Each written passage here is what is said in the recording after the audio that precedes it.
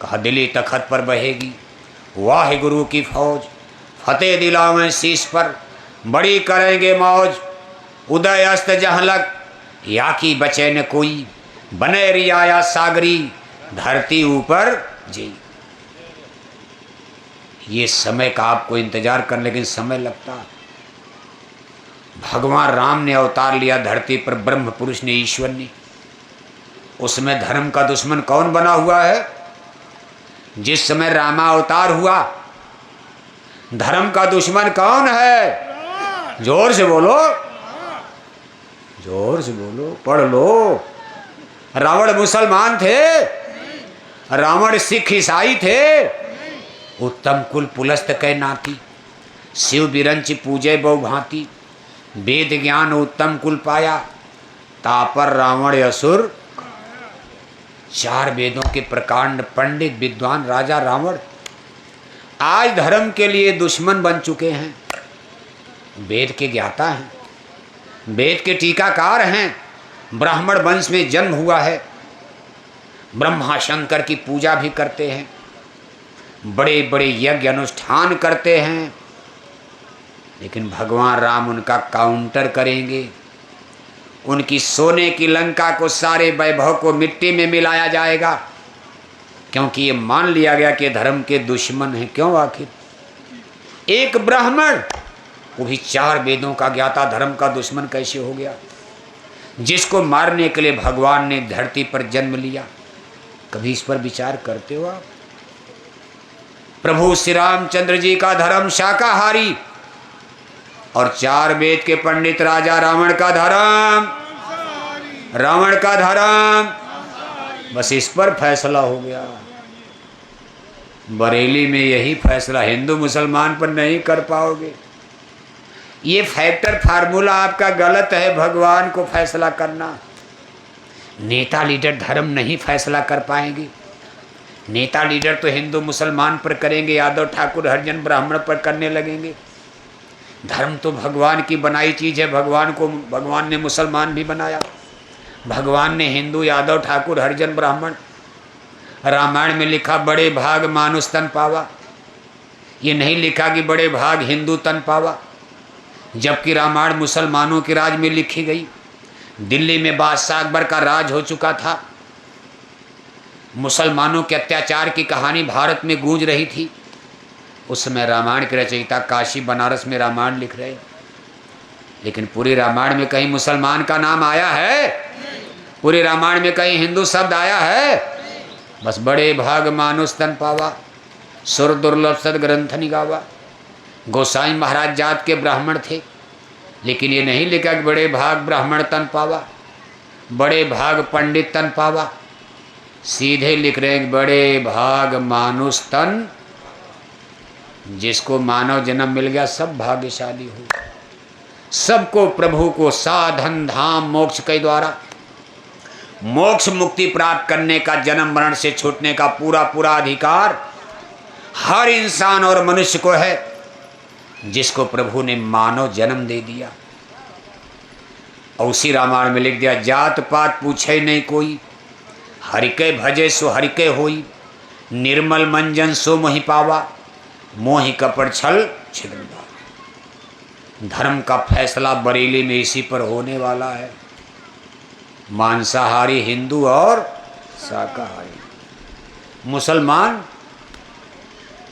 शाकाहारी मुसलमान, मांसाहारी मुसलमान। अब शाकाहारी मुसलमान तो मिलना कठिन हो जाएगा, समझ लो मतलब आप। शाकाहारी मुसलमान खोजने जाओगे बरेली में, एक रजिस्टर भरना कठिन है। मुसलमान नॉन वेजिटेरियन लाइफ सिस्टम, उसी पर हिंदू भी चल पड़े मांसाहारी धर्म पर। भगवान राम ने रावण को मारा।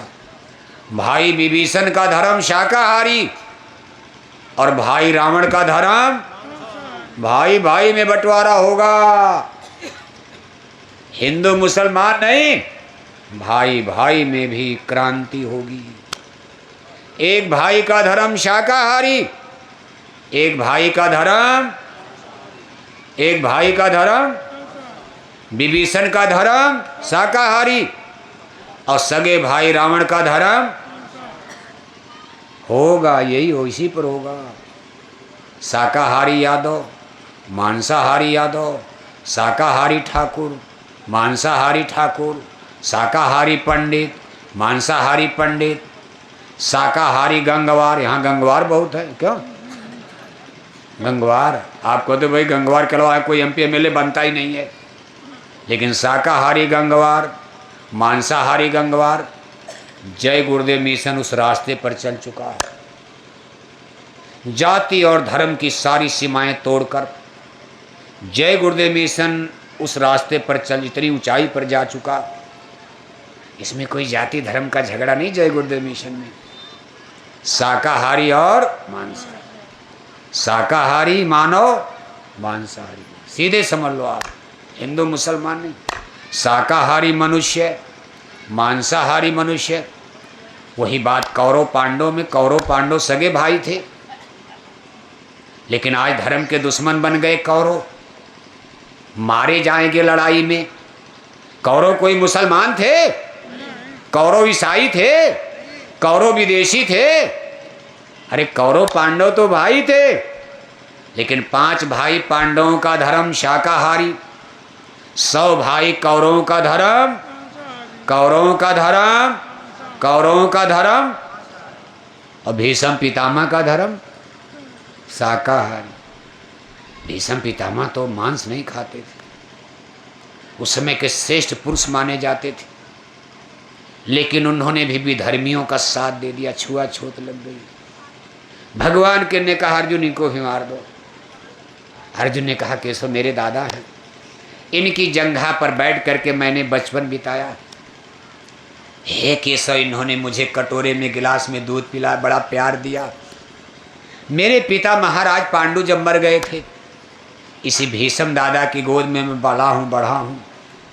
भगवान के ने कहा मोह खत्म कर दो, इनको दादा मत देखो, इनके अंदर अधर्म और पाप देखो। ये महान भाव समय मौजूद थे जब द्रौपदी को नंगा किया जा रहा था। ये घर के सबसे बुजुर्ग आदमी थे, इनकी इतनी बड़ी हस्ती और ताकत है। एक बार डांट देते वीर दुर्योधन जमीन पर गिर जाता। द्रौपदी ने रोते हुए इनसे कहा था पितामह, आपकी कुल बधू आपके सामने नंगी हो रही है, आप दुर्योधन को रोकिए, मना कीजिए। आज मेरी ही बात नहीं है, अगर आपकी कुल बधू आज नंगी हो गई, हे पितामह आपकी पगड़ी डूब जाएगी, नाक कट जाएगी, आप दादा हो, घर के बुजुर्ग हो। इस महान भाव ने सर नीचा कर लिया, बोले भी नहीं। इसलिए दुर्योधन इस दादा का मोह खत्म कर दो। ये तुम्हारे गुरु द्रोणाचार्य हैं, गुरुर ब्रह्मा गुरुर विष्णु, लेकिन इनको भी मार डालो। ये भी महान भाव मौजूद थे। ये लोग किस धर्म को मानते? इन्होंने दुर्योधन का साथ क्यों दिया?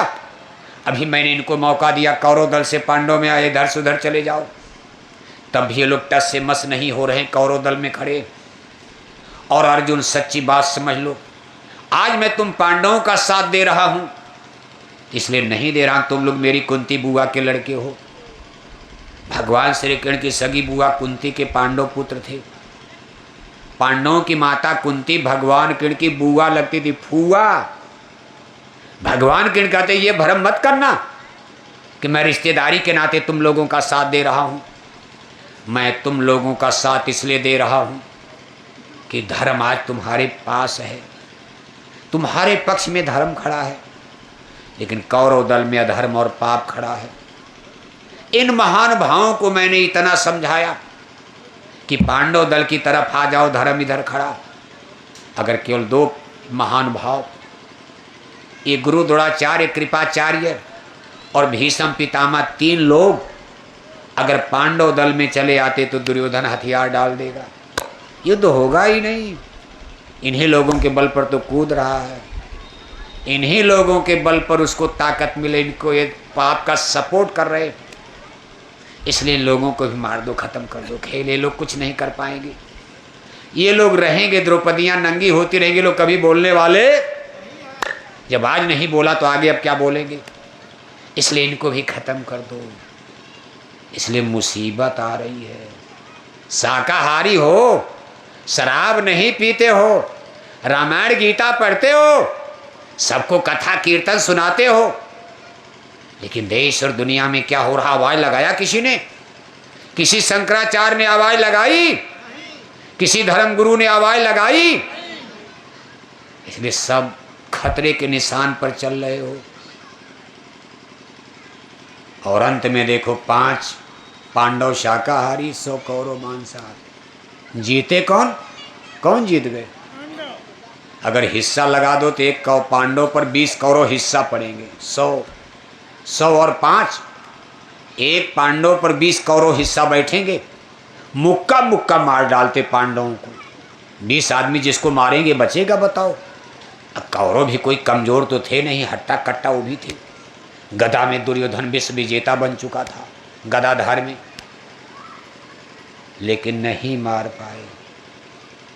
इसलिए आज भी परिस्थितियां वही खड़ी हैं। जब भी जीतेगा शाकाहारी सनातन। शाकाहारी माने सनातन धर्म, सनातन माने शाकाहारी, शाकाहारी माने सनातन, सनातन माने शाकाहारी, मांसाहारी माने सनातन नहीं। सावधान हो जाओ। ये जो मछली खाते, अंडे खाते, शराब पीते, हम सनातनी है? सनातनी हो आप? विधर्म है, विधर्म है, अत्याचार है, पाप है, ये अधर्म है, अन्याय है, अनीति है। शराब पी करके सनातनी क्या बन पाओगे अंडा खाकर? इसलिए जीतेगा भाई, जीतेगा शाकाहारी, जीतेगा। भले बाग नहीं भर पाई, बाग तो नहीं भर पाई, बहुत बड़ी बाग है। मांसाहारी धर्म में तो बाग भर जाएगी। मांसाहारी धर्म की बात हो जाए, अंडा खाओ, मछली खाओ, तिलक टीका लगाए जाओ, घंटी घंटा बजाए जाओ, और 1-1 किलो मछली खाए जाओ, आओ मुक्ति का पट्टा ले लो, तो पूरी बाग भर जाएगी। लेकिन शाकाहारी सनातन में तो कोई फर्क नहीं पड़ता। 5 जीत गए, 100 हार गए। जीतेगा भाई, जीतेगा शाकाहारी, जीतेगा। हारेगा भाई, हारेगा मांसाहारी, मांसाहारी हारेगा। कोई भी होगा, ब्राह्मण हो, क्षत्रिय हो, यादव हो, गंगवार हो, कुर्मी हो, पटेल हो, जाट हो, गुजर हो, ईश्वर खेल करेगा। हम आप क्या करेंगे? हम आप कुछ कर पाएंगे? हमको कोई एक थप्पड़ मार देगा, मर जाएंगे। क्या क्रांति करेंगे हम लोग? लेकिन ये काम नहीं इंसान का, ये काम है, ये भगवान का काम हो रहा है। इसलिए हम आपसे पूछ रहे हैं, आज जो लोग ये नारा देते, राम राज आ रहा, राम राज आ रहा, धर्म का राज आ रहा, सनातन सनातन का नारा दिया जा रहा, हम आपसे पूछ रहे, जरा जोर से बोलना आप। अंडे खिलाकर, शराब पिलाकर